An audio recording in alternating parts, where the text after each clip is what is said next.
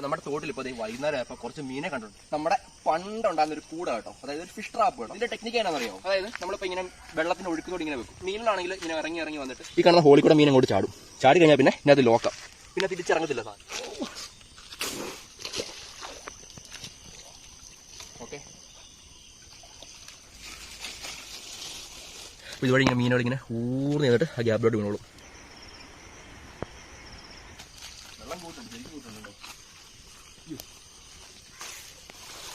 എന്നാലുള്ള ഒരു മീനേല് കാണാൻ ഞാൻ